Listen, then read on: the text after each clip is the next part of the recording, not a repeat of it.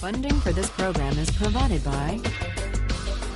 Additional funding provided by.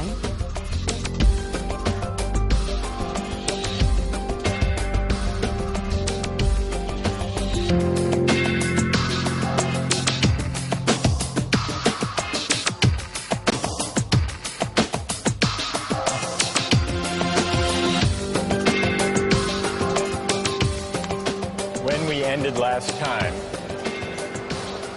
we were discussing Locke's idea of government by consent. And the question arose, what are the limits on government that even the agreement of the majority can't override? That was the question we ended with. We saw, in the case of property rights, that on Locke's view, a democratically elected government has the right to tax people. It has to be taxation with consent because it does involve the taking of people's property for the common good. But it doesn't require the consent of each individual at the time the tax is enacted or collected. What it does require is a prior act of consent to join the society, to take on the political obligation. But once you take on that obligation, you agree to be bound by the majority. So much for taxation. But what you may ask about the right to life, can the government conscript people and send them into battle? What about the idea that we own ourselves? Isn't the idea of self-possession violated if the government can, through coercive legislation and enforcement powers, say, you must go risk your life to fight in Iraq? What would Locke say? Does the government have the right to do that? Yes.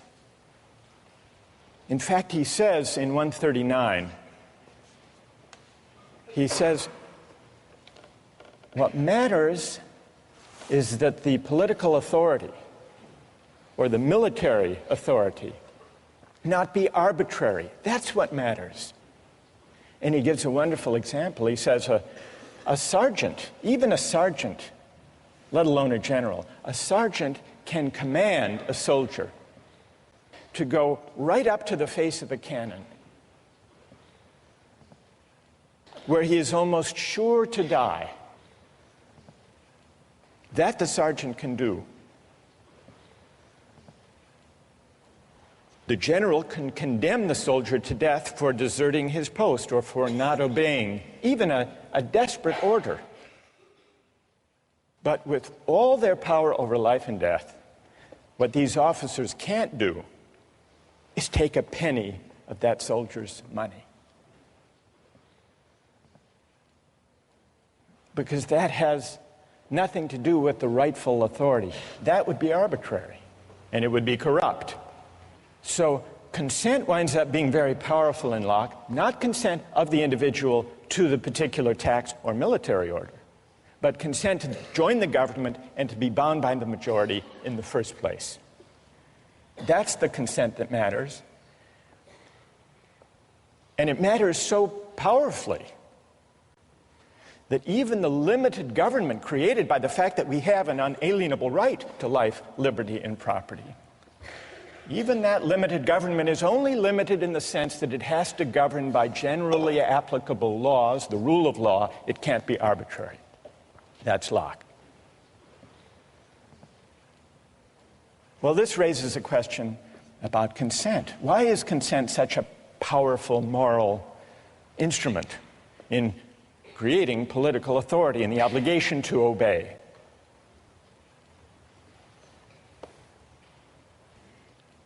Today we begin to investigate the question of consent by looking at a concrete case, the case of military conscription.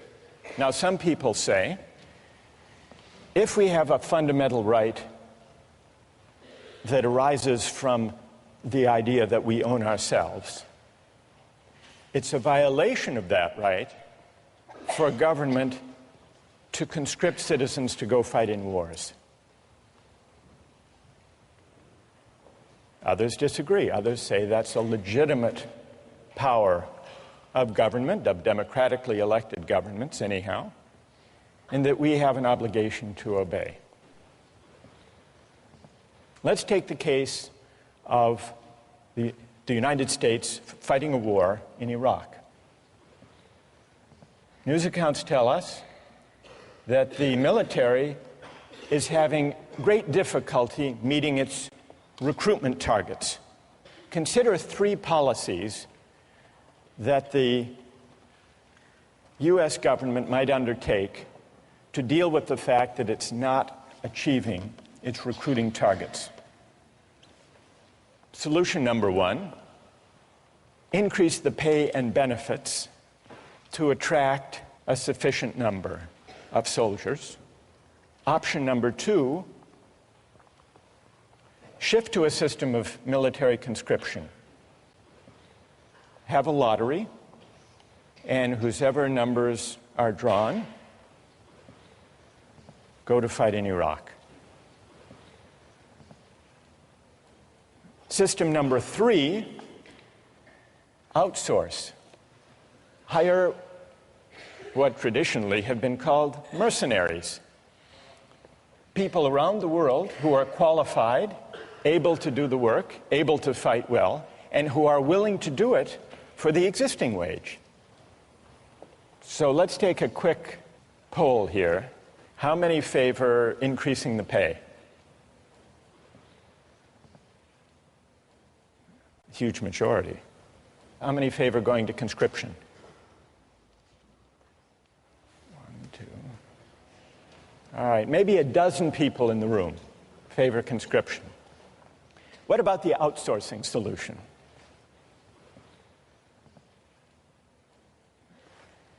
Okay, so there may be, 2-3 dozen. During the Civil War, the Union used a combination of conscription and the market system to fill the ranks of the military to fight in the Civil War. It was a system that began with conscription, but if you were drafted and didn't want to serve, you could hire a substitute to take your place. And many people did. You could pay whatever the market required in order to find a substitute. People ran ads in newspapers, in the classified ads, offering $500, sometimes $1,000 for a substitute who would go fight the Civil War in their place. In fact, it's reported that Andrew Carnegie was drafted and hired a substitute to take his place for an amount that was a little less than the amount he spent in a year on fancy cigars. Now, I want to get your views about the Civil War system. Call it the hybrid system, conscription but with a buyout provision. How many think it was a just system? How many would defend the Civil War system? Anybody? 1? Anybody else? 2, 3, 4, 5. How many think it was unjust? Most of you don't like the Civil War system. You think it's unjust. Let's hear an objection. Why don't you like it? What's wrong with it? Yes. Well, by paying $300 for to be exempt one time around, you're really putting a price on on valuing human life. And we established earlier that's really hard to do. So they're trying to accomplish something that really isn't feasible. Good. So paying someone $300 or $500 or $1,000 You're basically saying that's what their life is worth to you. That's what their life is worth. It's putting a dollar value on life. That's good. And what's your name? Liz. Liz. Well, who has an answer for Liz? You defended the Civil War system. What do you say?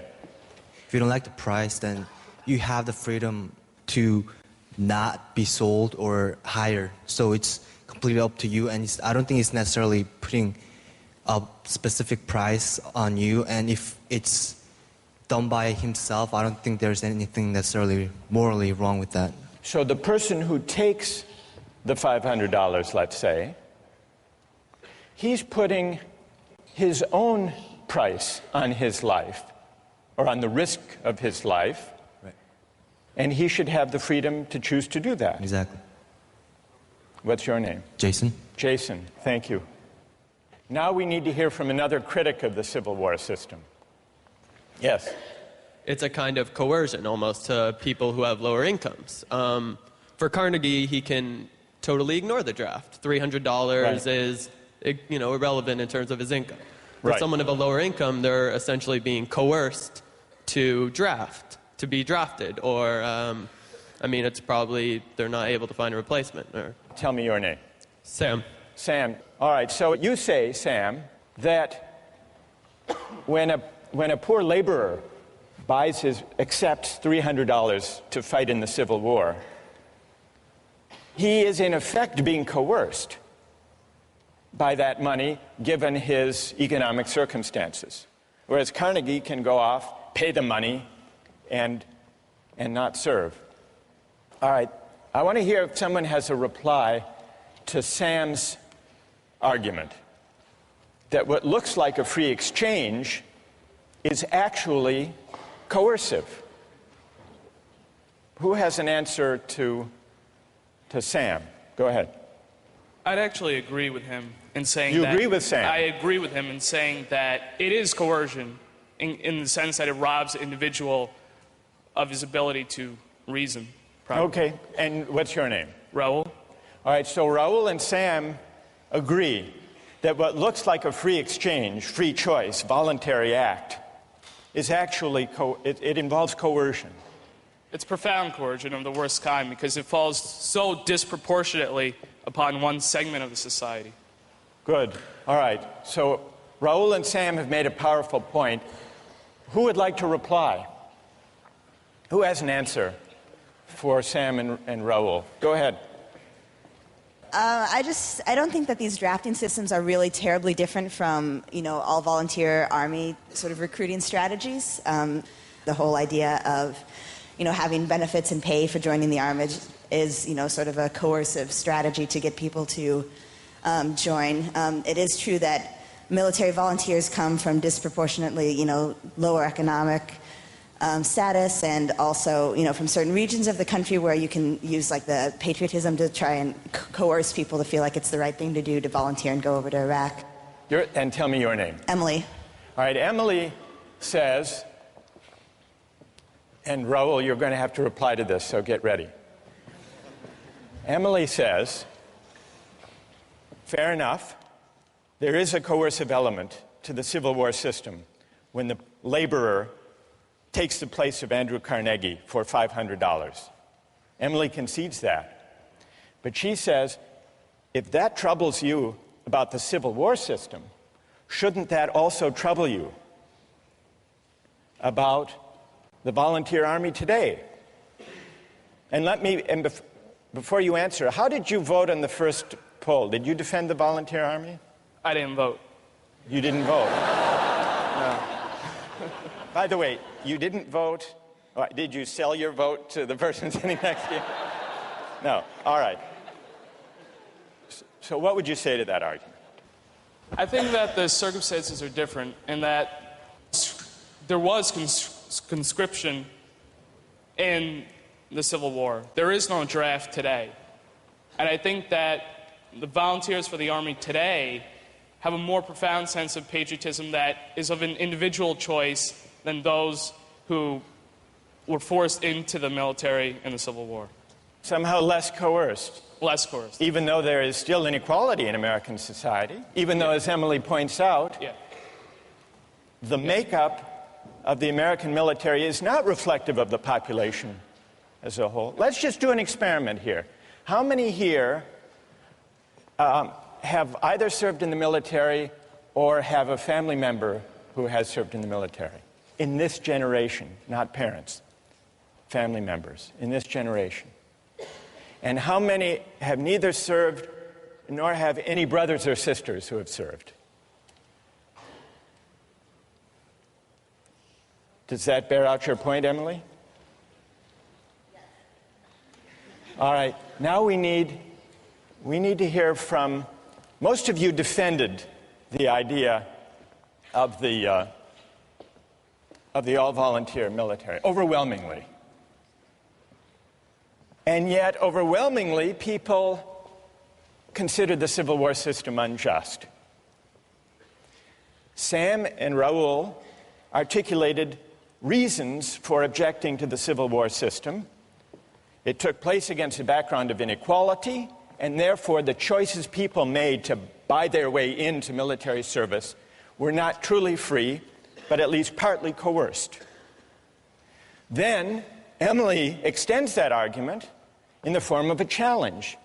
All right, everyone here who voted in favor of the all-volunteer army should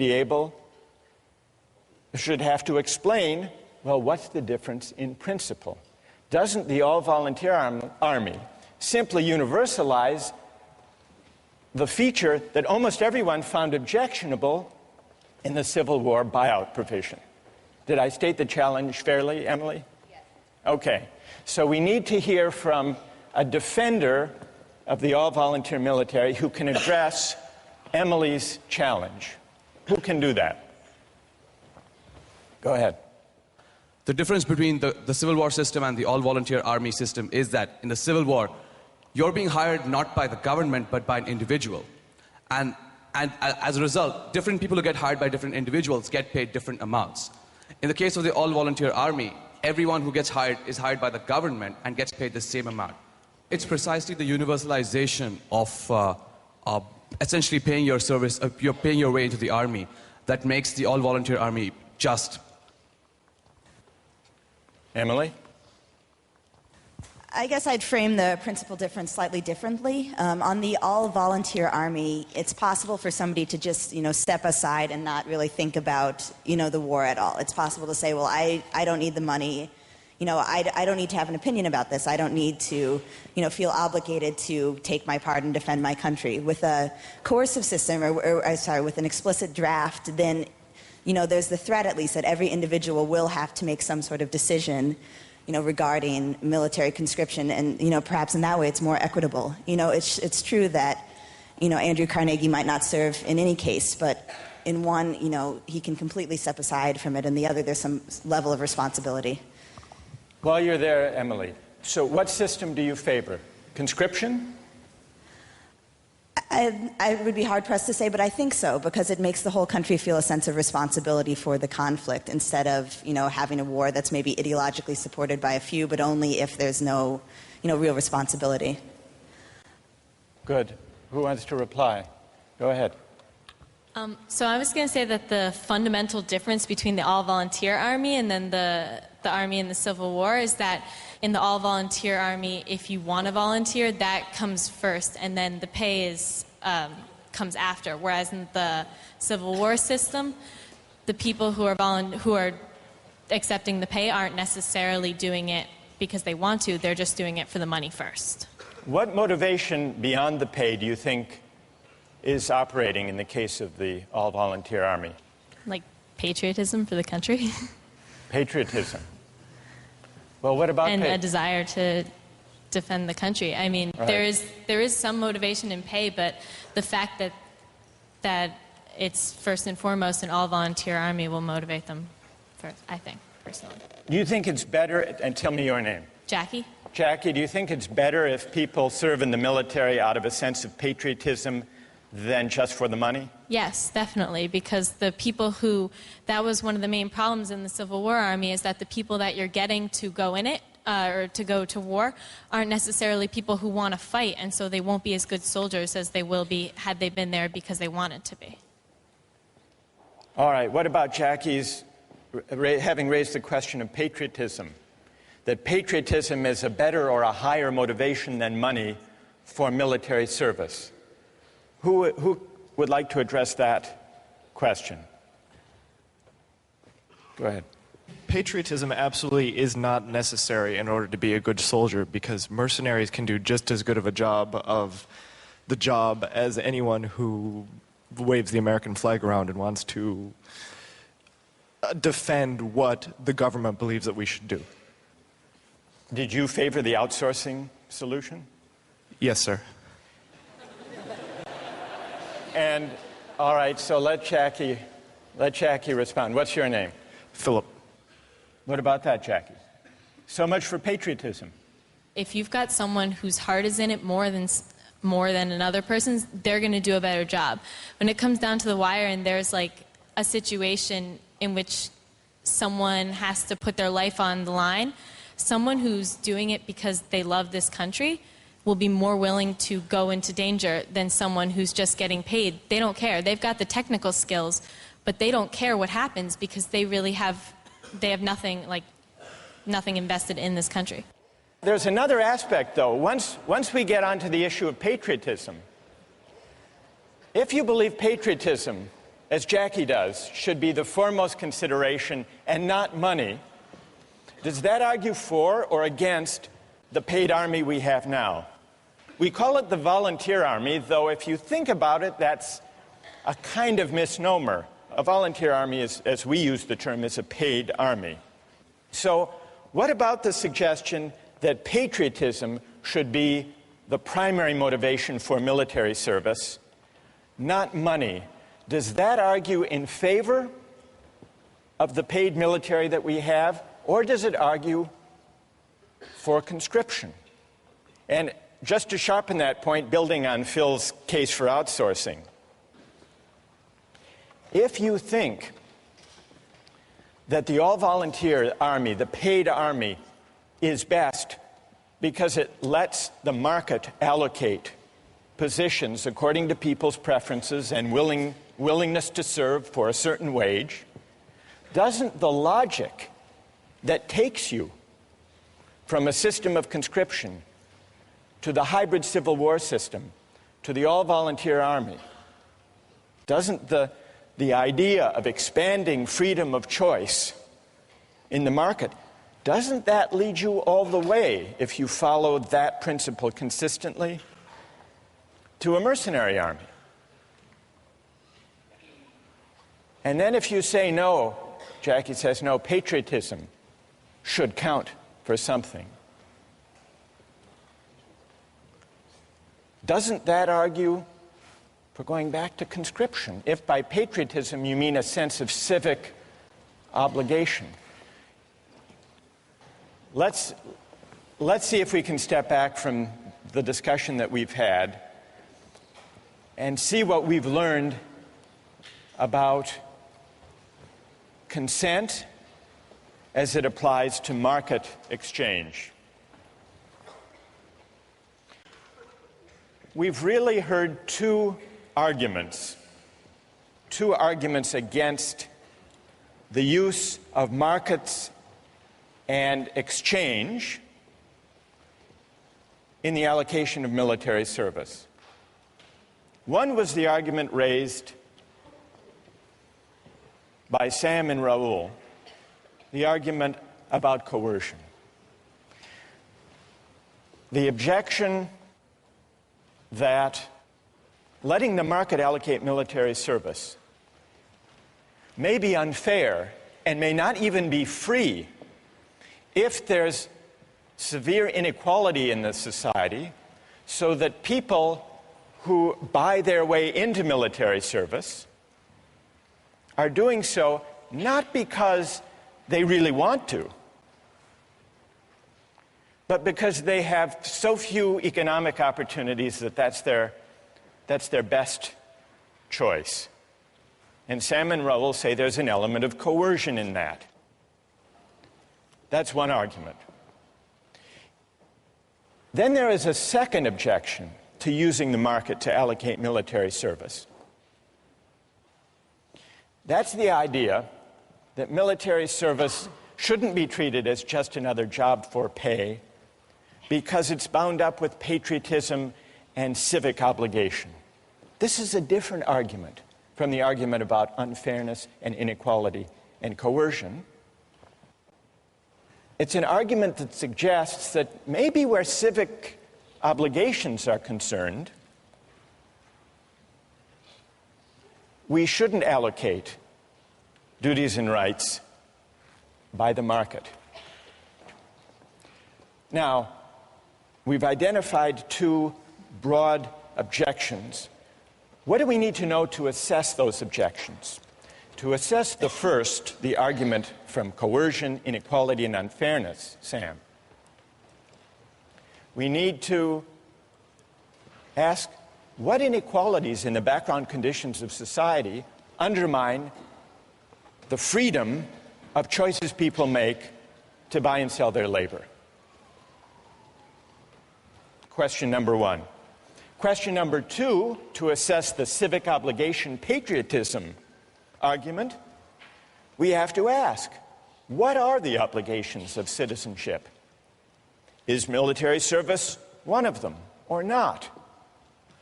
What obligates us as citizens? What is the source of political obligation? Is it consent, or are there some civic obligations we have even without consent for living and sharing in a certain kind of society? We haven't answered either of those questions, but our debate today about the Civil War system and the all-volunteer army has at least raised them, and those are questions we're going to return to in the coming weeks.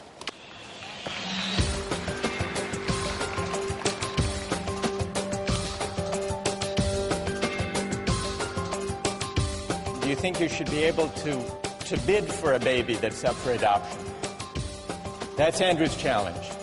Do I think I should be able to bid for a baby? I'm not sure. It's a market.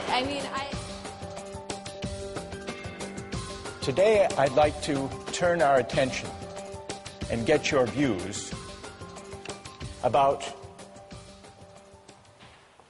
an argument over the role of markets in the realm of human reproduction and procreation.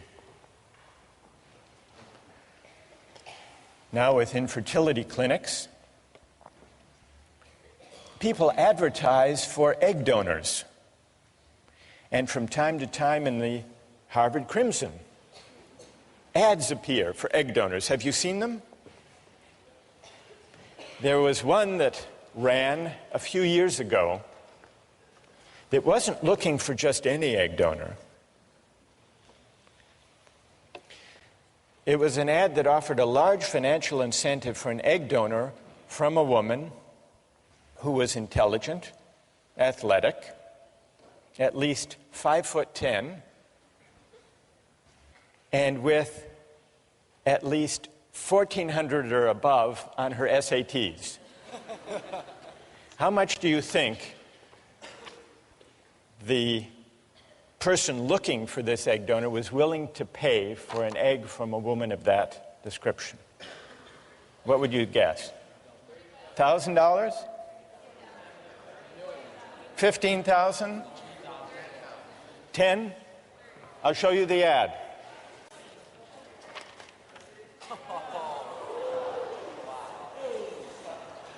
$50,000 for an egg, but only a premium egg. What do you think about that? Well, there are also sometimes ads in the Harvard Crimson and other college newspapers for sperm donors. So the market in reproductive capacities is an equal opportunity market. Well, not exactly equal opportunity. They're not offering $50,000 for sperm. But there is a company, a large commercial sperm bank, that markets sperm. It's called California Cryobank. It's a for-profit company. It imposes exacting standards on the sperm it recruits. And it has offices in Cambridge between Harvard and MIT, and in Palo Alto near Stanford. Cryobank's marketing materials play up the prestigious source of its sperm. Here is from the website of Cryobank the information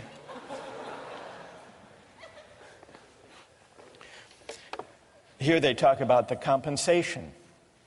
Although compensation should not be the only reason for becoming a sperm donor, we are aware of the considerable time and expense involved in being a donor.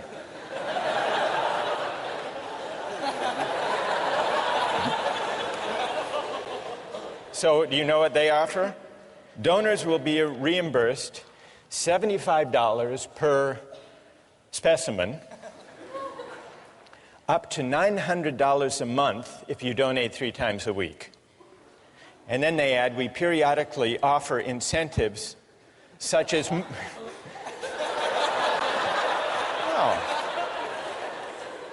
such as movie tickets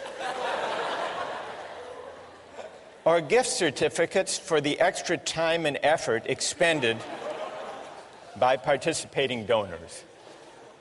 It's not easy to be a sperm donor. They accept fewer than 5% of the donors who apply. Their admission criteria are more demanding than Harvard's. The head of the sperm bank said the ideal sperm donor is 6 feet tall, with a college degree, brown eyes, blonde hair, and dimples. For the simple reason that these are the traits that the market has shown the customers want. Quote, quoting the head of the sperm bank, if our customers wanted high school dropouts, we would give them high school dropouts. So here are 2 instances, the market in eggs for donation and the market in sperm,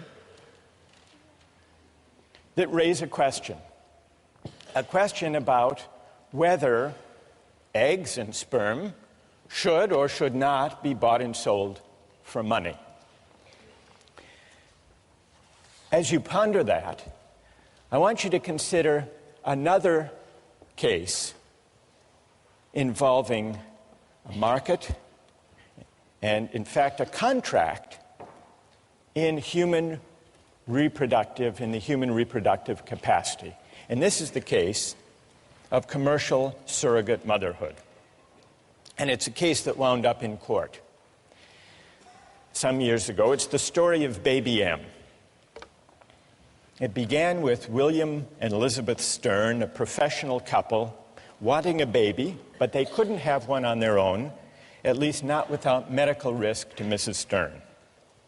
They went to an infertility clinic where they met Mary Beth Whitehead, a 29-year-old mother of 2, the wife of a sanitation worker. She had replied to an ad that the center had placed, seeking the service of a surrogate mother. They made a deal. They signed a contract in which William Stern agreed to pay Mary Beth Whitehead a $10,000 fee plus all expenses, in exchange for which Mary Beth Whitehead agreed to be artificially inseminated with William Stern's sperm, to bear the child, and then to give the baby to the Sterns. Well, you probably know how the story unfolded. Mary Beth gave birth and changed her mind. She decided she wanted to keep the baby. The case wound up in court in New Jersey. So let's put aside any legal questions and focus on this issue as a moral question.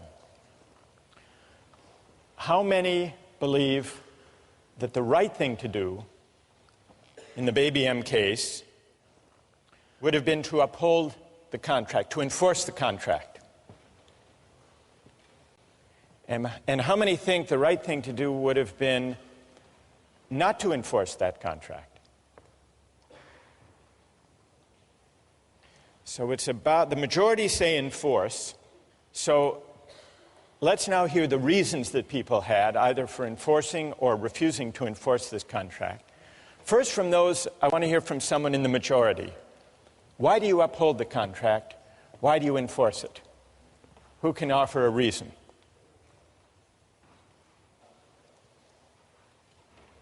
Yes.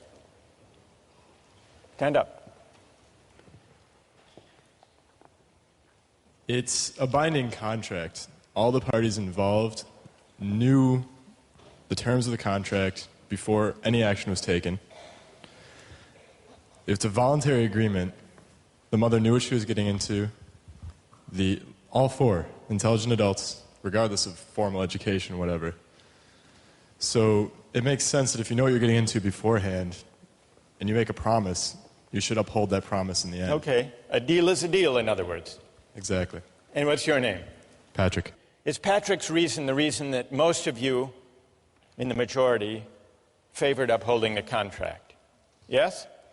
All right, let's hear now someone who would not enforce the contract. What do you say to Patrick?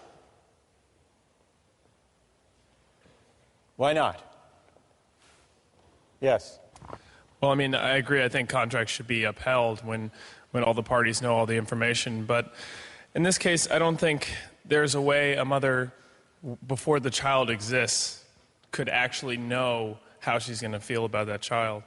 So I don't think the mother actually had all the information. She didn't know the person that was going to be born and didn't know how much she would love that person. So that's my argument.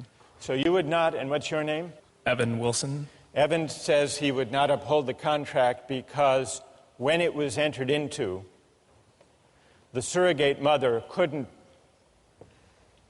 be expected to know in advance how she would feel. So she didn't really have the relevant information when she made that contract. Who else?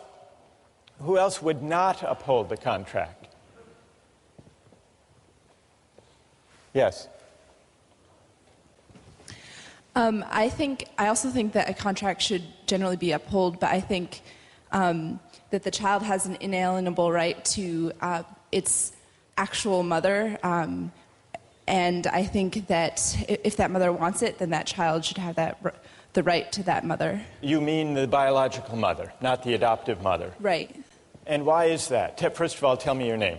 Anna? Anna. Why is that, Anna? Because I think that that bond that is created by nature is stronger than any bond that is created by, a contract. Good. Thank you.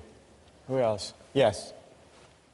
I disagree. I don't think that a child has an inalienable right to her biological mother.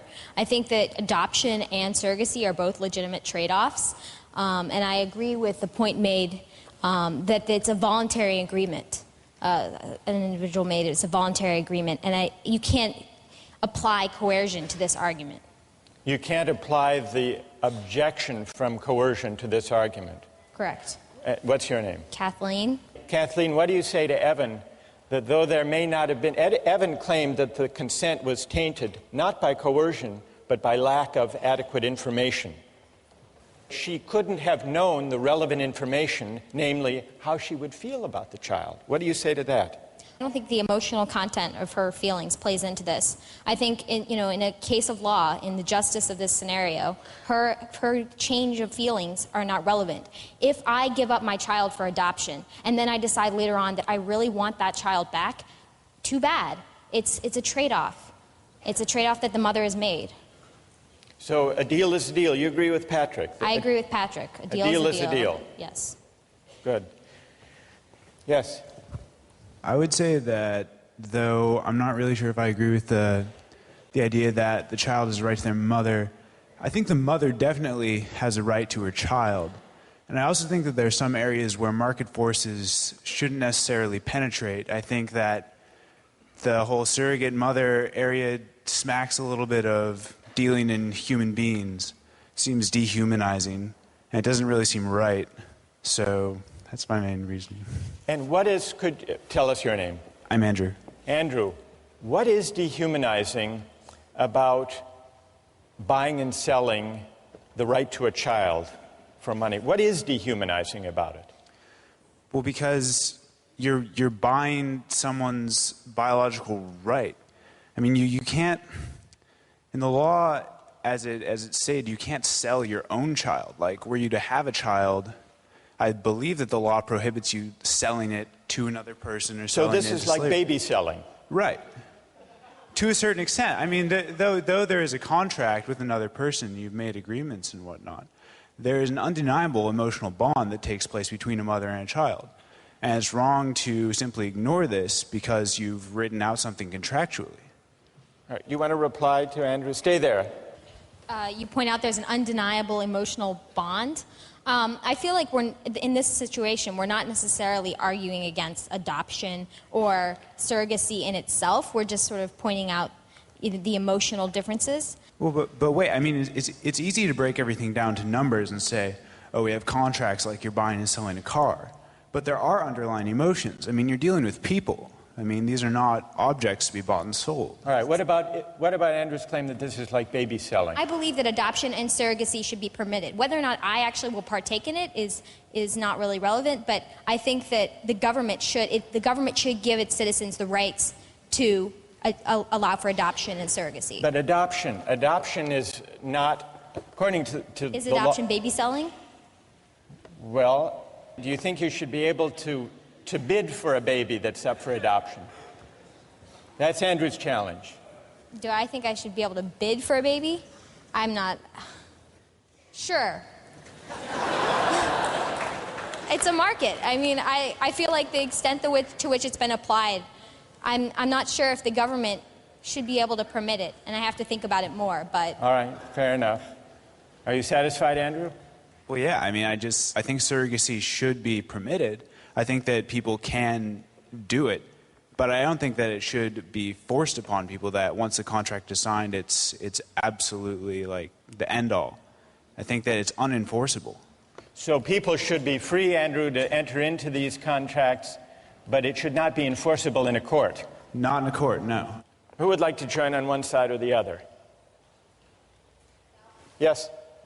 I think I have an interesting perspective on this because my brother was actually one of the people who donated to a sperm bank, and he was paid a very large amount of money. He was 6 feet tall, but not blonde. He had dimples, though.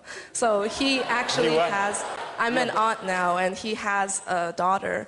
He donated his sperm to a lesbian couple in Oklahoma, and he has been contacted by them, and he has seen pictures of his daughter, but he still does not feel an emotional bond to his daughter.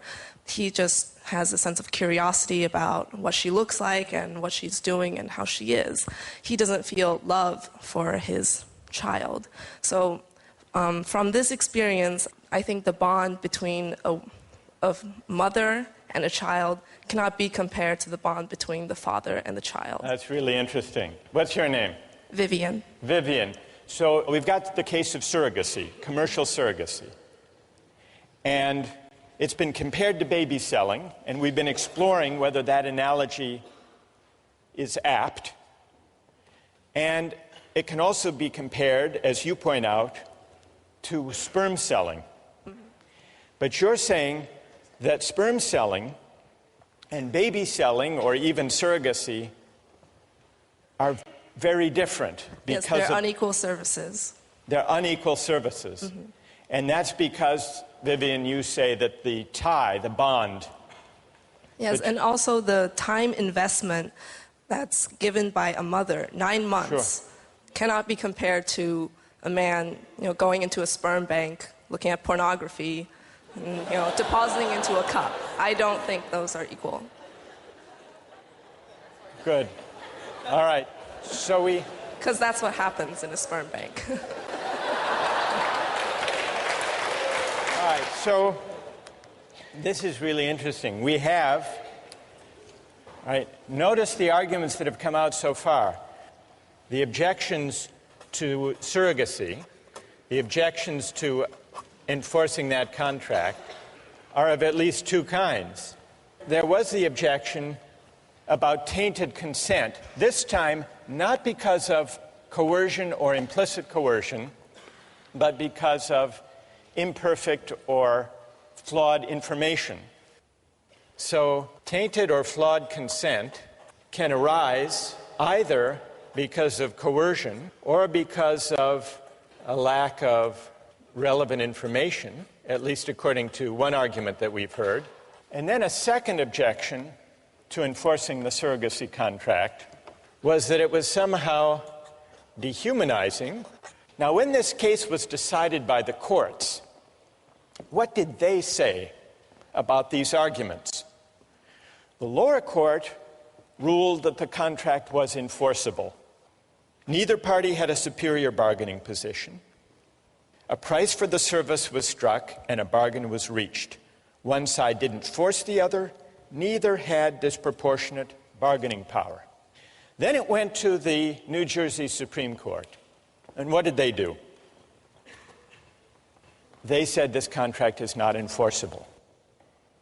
They did grant custody to Mr. Stern as the father because they thought that would be in the best interest of the child, but they restored the rights of Mary Beth Whitehead and left it to lower courts to decide exactly what the visitation rights should be. They invoked two different kinds of reasons, along the lines that Andrew proposed. First, there was not sufficiently informed consent, the court argued. Under the contract, the natural mother is irrevocably committed before she knows the strength of her bond with her child.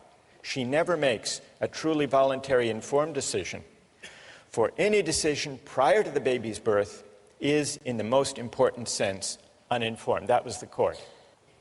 Then, the court also made a version of the second argument against commodification in this kind of case. This is the sale of a child, the court said, or at the very least, the sale of a mother's right to her child. Whatever idealism may motivate the participants, the profit motive predominates, permeates, and ultimately governs the transaction. And so regardless, the court said, regardless of any argument about consent or flawed consent or full information, there are some things in a civilized society that money can't buy. That's what the court said in voiding this contract. Well, what about these two arguments against the extension of markets to procreation and to reproduction? How persuasive are they? There was, it's true, a voluntary agreement, a contract struck between William Stern and Mary Beth Whitehead. But there are at least two ways that consent can be other than truly free. First, if people are pressured or coerced to give their agreement. And second, if their consent is not truly informed. And in the case of surrogacy, the court said, a mother can't know, even one who already has kids of her own, what it would be like to bear a child and give it up for pay. So in order to assess criticism, objection number one, we have to figure out just how free does a voluntary exchange have to be with respect to the bargaining power and equal information. Question number one, how do we assess the second objection? The second objection is more elusive, it's more difficult. Andrew acknowledged this, right? What does it mean to say there is something dehumanizing to make childbearing a market transaction? Well, one of the philosophers we read on this subject, Elizabeth Anderson, tries to bring some philosophical clarity to the unease that Andrew articulated. She said, by requiring the surrogate mother to repress whatever parental love she feels for the child, surrogacy contracts convert women's labor into a form of alienated labor. The surrogate's labor is alienated because she must divert it from the end which the social practices of pregnancy rightly promote, namely an emotional bond with her child. So what Anderson is suggesting is that certain goods should not be treated as open to use or to profit. Certain goods are properly valued in ways other than use. What are other ways of valuing and treating goods that should not be open to use? Anderson says there are many. Respect, appreciation, love, honor, awe, sanctity. There are many modes of valuation beyond use, and certain goods are not properly valued if they're treated simply as objects of use. How do we go about evaluating that argument of Anderson? In a way, it takes us back to the debate we had with utilitarianism. Is use the only proper way of treating goods, including life, military service, procreation, childbearing? And if not, how do we figure out? How can we determine what modes of valuation are fitting or appropriate to those goods? Several years ago, there was a scandal surrounding a doctor, an infertility specialist in Virginia named Cecil Jacobson. He didn't have a donor catalog because, unknown to his patients, all of the sperm he used to inseminate his patients came from one donor, Dr. Jacobson himself. At least one woman who testified in court was unnerved at how much her newborn daughter looked just like him. Now, it's possible to condemn Dr. Jacobson for failing to inform the women in advance. That would be the argument about consent. The columnist Ellen Goodman described the bizarre scenario as follows. Dr. Jacobson, she wrote, gave his infertility business the personal touch. But now the rest of us, she wrote, are in for a round of second thoughts about sperm donation. Goodman concluded that fatherhood should be something you do, not something you donate. And I think what she was doing, and what the philosopher Elizabeth Anderson is doing, and what Andrew was suggesting with his argument about dehumanization, is pondering whether there are certain goods that money shouldn't buy, not just because of tainted consent, but also perhaps because certain goods are properly valued in a way higher than mere use. Those, at least, are the questions we're going to pursue with the help of some philosophers in the weeks to come.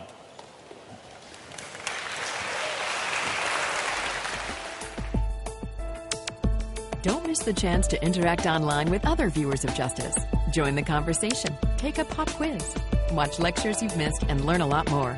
Visit justiceharvard.org. It's the right thing to do.